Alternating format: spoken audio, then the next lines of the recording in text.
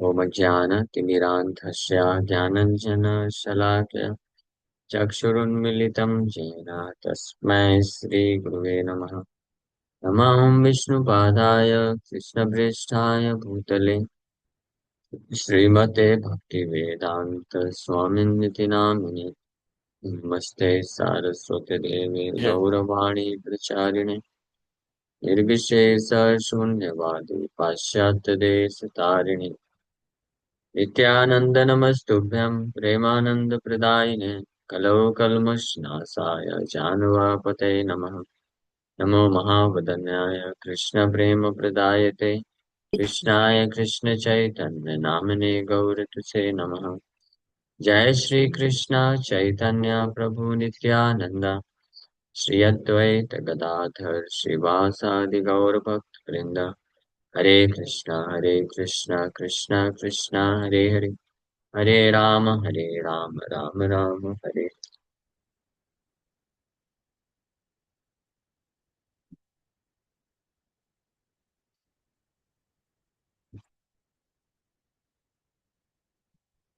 हरे कृष्णा। आप सभी भक्तों का हार्दिक स्वागत है आज के श्रीमद् भागवतम की चर्चा में। हम लोग चर्चा कर रहे हैं Shrimad Bhagavatam first canto seven chapter verse number 12 पे चर्चा किए थे, जिसमें वर्णन हुआ अभी तक कि सुखदेव गोस्वामी भी आत्माराम होते हुए भी ये महद कृष्णाख्यानम को चर्चा करने के लिए बैठ गए।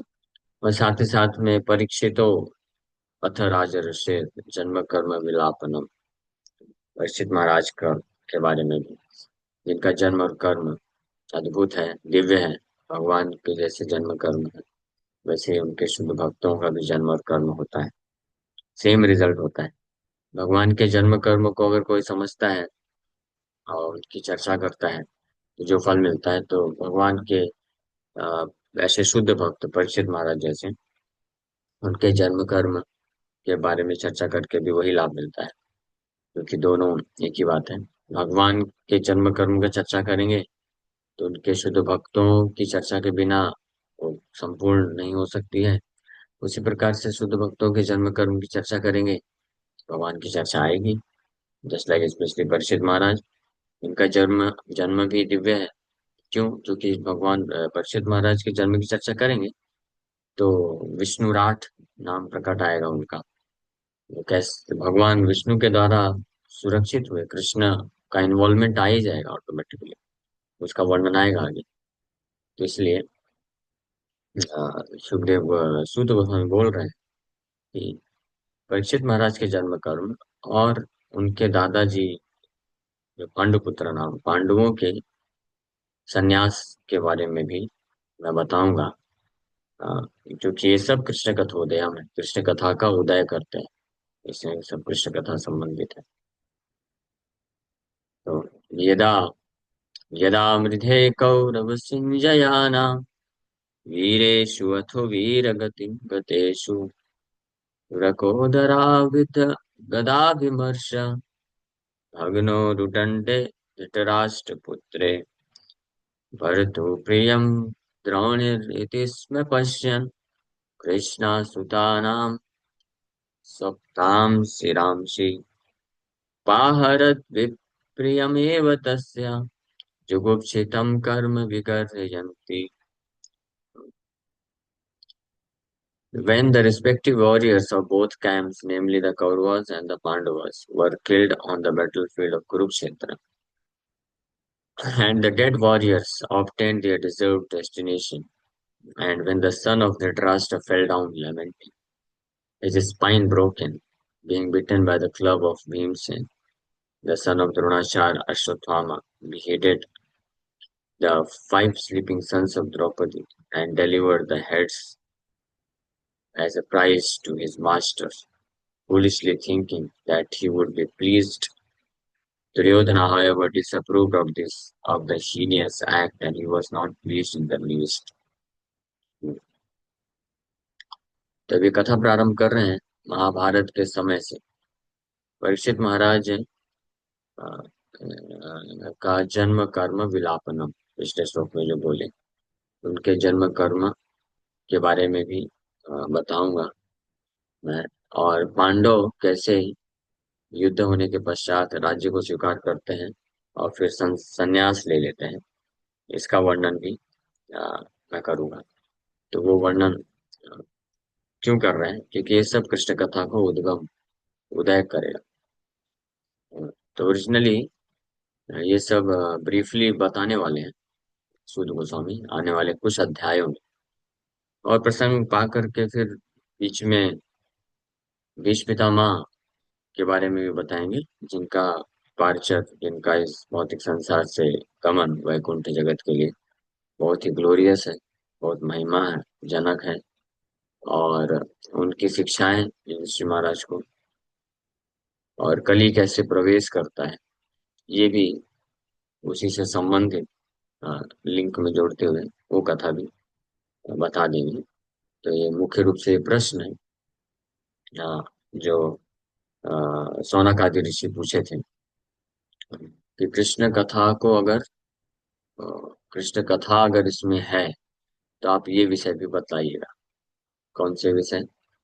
परीक्षित महाराज क्यों अपना राज्य पाठ छोड़ के बैठ गए सत्र लगा के एक हफ्ते का, पांडवों के विषय में, और ये सुखदेव गोस्वामी मुक्ति की अवस्था में होते हुए भी क्यों भागवत में रम गए, ये तो ऑलरेडी बता दिए। तो ये सब प्रश्न पहले अध्याय में पूछा गया था कुछ, लेकिन उसमें एक कंडीशन लगाए थे सोनक आदि ऋषि कि यदि ये सब कृष्ण कथा से संबंधित है तो आपको ऐसा लगे तो आप बताइए निश्चित रूप में।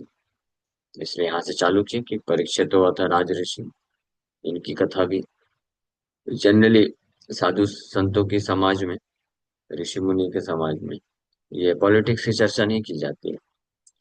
आप कभी एक्सपेक्ट नहीं करेंगे कि कुछ 8-10 वैष्णव लोग अगर बैठे हैं तो बातचीत कर रहे हैं, अगर वो सच में वैष्णव है तो वो कभी ये देश दुनिया की पॉलिटिक्स की बातें नहीं करने वाले हैं। तो उनका जो है डिस्कशन जो होगा वो कृष्ण से संबंधित ही होगा। भागवत से चर्चा करेंगे या किसी वैष्णव के बारे में चर्चा करेंगे, आचार्यों के बारे में चर्चा करेंगे, सेवा के बारे में चर्चा करेंगे, यही चर्चा है। लेकिन अगर कभी किसी के ऐसे चर्चा में, वैष्णव सभा में ऐसे कोई पॉलिटिशियन की चर्चा हो रही है, तो इसका मतलब जरूर कहीं ना कहीं उसमें कृष्ण से संबंधित कुछ वार्ता होगी।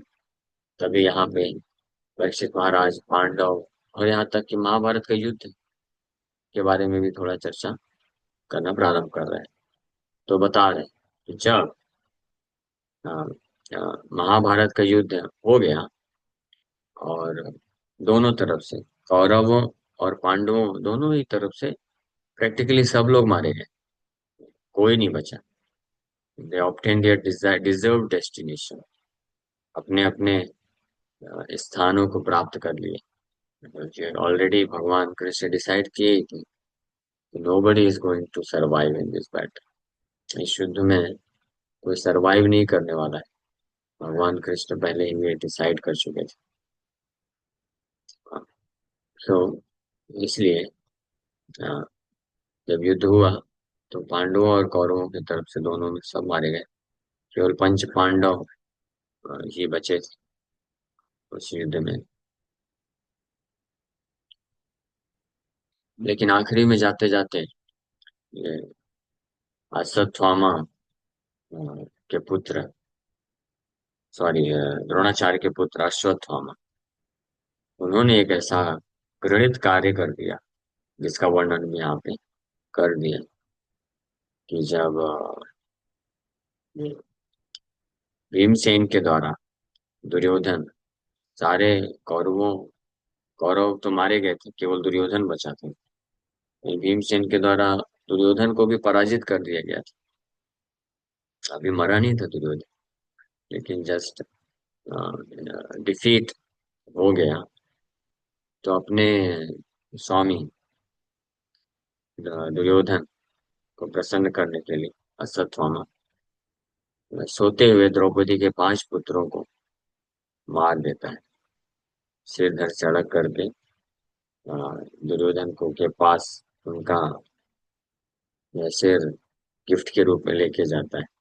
दुर्योधन हालांकि इतना क्रूरता से पांडवों के साथ व्यवहार किए थे, लेकिन वो दुर्योधन भी इस प्रकार का घृणित कार्य स्वीकार नहीं किए। वो तक रिजेक्ट कर दिए अश्वत्थामा इस प्रकार के कार्य को। So transcendental topics of the activities of Lord Sri Krishna in the Srimad Bhagavatam begin from the end of battle at Kurukshetra, where the Lord himself spoke about himself in the Bhagavad Gita. Therefore, both the Bhagavad Gita and Srimad Bhagavatam are transcendental topics of Lord Krishna. तो भगवान कृष्ण के ऐसे दिव्य का श्रीमद् भागवतम ग्रंथ में वहां से चालू होते हैं, जब कुरुक्षेत्र के युद्ध में भगवान कृष्ण भगवद गीता बोलते हैं। इसलिए भगवद गीता और भागवतम दोनों ही भगवान कृष्ण की दिव्य कथाएं। द गीता इज कृष्ण कथा और topics of Krishna because it is spoken by the Lord, and the Bhagavatam is also Krishna katha because it is spoken about the Lord. दोनों ही कृष्ण कथा है। कृष्ण कथा का दो अर्थ है। कृष्ण ने जो कहा उसको भी कथा बोलते हैं। बंगाली में शब्द कथा का अर्थ ही होता है कहना। अ, कथा मतलब किसी को कुछ बोलेंगे कि आपका हो तो बोलेंगे कथा। तो कृष्ण कथा मीन्स कृष्ण ने जो कहा, और कृष्ण कथा का दूसरा अर्थ है कृष्ण के बारे में जो कहा गया। तो दोनों ही कृष्ण कथा है। Lord Sri Chaitanya Mahaprabhu wanted everyone to be informed of both Krishna Kathas by his order. Chaitanya Mahaprabhu अ, यही चाहते थे, यही शिक्षा दिए, आदेश दिए स्पेशली अपने फॉलोवर को, यारे देखो तारे कहो कृष्ण उपदेश, कृष्ण का उपदेश या कृष्ण कथा बोलो या कृष्ण के बारे में उपदेश बोलो। भगवद गीता एंड भागवत। इसलिए प्रभुपाद जी जब इस्कॉन इस्टेब्लिश किए तो मॉर्निंग में श्रीमद् भागवतम कथा चालू की और इवनिंग में भगवद गीता कथा, जो कि दोनों ही कृष्ण कथा है। Lord Chaitanya is Krishna himself in the garb of a devotee of Krishna, and therefore the versions of both Lord Krishna and Sri Krishna Chaitanya Mahaprabhu are identical. Shri Krishna Chaitanya Mahaprabhu स्वयं कृष्ण है, कृष्ण के भक्त के वेश में। इसलिए दोनों भगवान कृष्ण और श्री कृष्ण चैतन्य महाप्रभु एक ही है, इसलिए उनका वर्जन। ठीक है। Lord Chaitanya desired that all who are born in India seriously understand such Krishna Kathas, and then after full realization preach the transcendental message to everyone in all parts of the world. That will bring about the desired peace and prosperity of the stricken world. Chaitanya Mahaprabhu का विशेष रूप से सभी भारतवासियों से के लिए आदेश हुआ। भारत भूमि ते मनुष्य जन्म हैला जार। भारत भूमि में जिसका मनुष्य जन्म हुआ है, मनुष्य जन्म हैला जार, जार मतलब जिसका भी, भारत भूमि में जिसका भी मनुष्य जन्म हुआ है, जन्म सार्थक करी करो परोपकार। उसको अपना जन्म सार्थक करना चाहिए। कैसे? बाय अंडरस्टैंडिंग सच कृष्ण कथा। चैतन्य महाप्रभु बोले कि भारतवर्ष में स्पेशली जिसका जन्म हुआ है उसको बड़े गंभीरता से इन कृष्ण कथाओं को प्रमाणिक वैष्णवों के माध्यम से अच्छे से समझना चाहिए। फिर आफ्टर फुल रियलाइजेशन इसको अच्छे से साक्षात्कार प्राप्त करके इस दिव्य संदेश को पूरे विश्व में जाके प्रचार करना चाहिए। सो कुछ लोग सोचते हैं कि जो चैतन्य महाप्रभु का कल्ट है गौड़ी वैष्णविज्म, ये केवल बंगालीज और उड़िया की प्रॉपर्टी है। ये बंगाली मोस्टली गौड़ी चैतन्य महाप्रभु को गौड़ी वैष्णव लोग समझते हैं। गौड़ी वैष्णव, गौड़ी का अर्थ समझते हैं कि Bengali Vaishnava, but Gaudi doesn't only means Bengali. Of course Bengal जो क्षेत्र है वो गौड़ प्रदेश में आता है, इसलिए भी वहाँ के लोगों को गौड़ीय बोला जाता है। हाँ, बट ये कारण नहीं है जिसके लिए चैतन्य महाप्रभु के भक्तों को गौड़ीय वैष्णव बोला जाता है। This is not the main reason. हम लोग सब गौड़ी वैष्णव कहलाते हैं, but we are not Bengalis. हम बंगाल में जन्म नहीं लिए, बंगाल में रहते भी नहीं, फिर वो गौड़ी वैष्णव क्यों बोले जाते हैं? तो ये एक इसका एक क्या बोलते हैं, एक अर्थ है जो कि सही है। गौड़ी मतलब बंगाल का जो प्रांत है, जो गौड़ क्षेत्र है, उसमें मोस्टली बंगाल आता है और कुछ आसपास के क्षेत्र है। तो वहाँ के वासियों को गौड़ीय बोला जाता है, स्पेशली डिवोटीज उनको गौड़ीय बोलते हैं। और उड़ीसा के डिवोटीज को उड़िया बोलते हैं। बट जो चैतन्य महाप्रभु के फॉलोअर्स हैं उनको गौड़ी वैष्णव इस दृष्टिकोण से नहीं बोला जाता है, जैसे कि कुछ लोग मिसअंडरस्टैंड करते हैं, गलत समझते हैं, और इस प्रकार से वो रिस्ट्रिक्ट करना चाहते हैं कि जो गुरु बन के पूरे विश्व में प्रचार करने का, ये पूरे विश्व में प्रचार भी नहीं बोलते वो, ये प्रचार करने का वो केवल जो अधिकार है वो ऐसे बंगाली डिवोटीज को है, जो चैतन्य महाप्रभु के फॉलोवर, उसमें भी बहुत सारे अलग अलग इस प्रकार से मिसअंडरस्टैंड किया गया है। गौड़ीय का जो एक्चुअल मीनिंग है, वास्तविक अर्थ है, those who follow in the mood of Shri Chaitanya Mahaprabhu, the mood of Shrimati Radha Rani. तो श्रीमती राधा रानी का जो भाव है कृष्ण को सेवा करने का, गोपियों का भाव, उस भाव को गौड़ी वैष्णव और चैतन्य महाप्रभु को भाव दिए, तो इसलिए गौड़ीय बोला जाता है। गौर, चैतन्य महाप्रभु का एक नाम है गौर। तप्त कांचन गौर, तप्त कांचन गौरांग। श्रीमती राधा रानी का भी एक नाम है तप्त कांचन Gaurangi. So Gaudiya Vaishnava means followers of devotees of Krishna who are following in the mood of gopis, especially Srimati Radharani. वो है गौड़ी वैष्णव। एनीवे, तो गौड़ी वैष्णव कोई भी हो सकता है, जो भी श्री चैतन्य महाप्रभु का जो भाव दिया गया उसको स्वीकार करके भक्ति करता है और प्रचार करता है। हाँ, क्योंकि अगर बंगाली ही होता तो चैतन्य महाप्रभु ये क्यों बोलते कि भारत भूमि ते मनुष्य जन्म है लाचार। पूरे भारतवर्ष में जिसका भी मनुष्य जन्म हुआ है उसको ये संदेश को अच्छे से समझ करके पूरे विश्व में प्रचार करना चाहिए, specially from any human being who has taken birth in the land of Bharatvarsh. Bharatvarsh के इस पुण्य क्षेत्र में जो कोई भी मनुष्य जन्म ले, मनुष्य में सब लोग आ जाते हैं, स्त्री भी आ जाते हैं, स्त्री पुरुष बूढ़े बालक, और हिंदू मुस्लिम अलग अलग कास्ट के भी आ जाते हैं, अलग अलग धर्म के भी आ जाते हैं सब लोग। ये चैतन्य महाप्रभु का ये इच्छा था, जो इस कृष्ण कथा को सुने और केवल भारत वर्ष तक बस सीमित ना रखें, पूरे विश्व में जाकर के प्रचार करें। इसलिए महाप्रभु दूसरा चीज बोले, और जन्म सार्थक करी करो परोपकार, तो परोपकार में इंक्लूड होता है पूरा विश्व।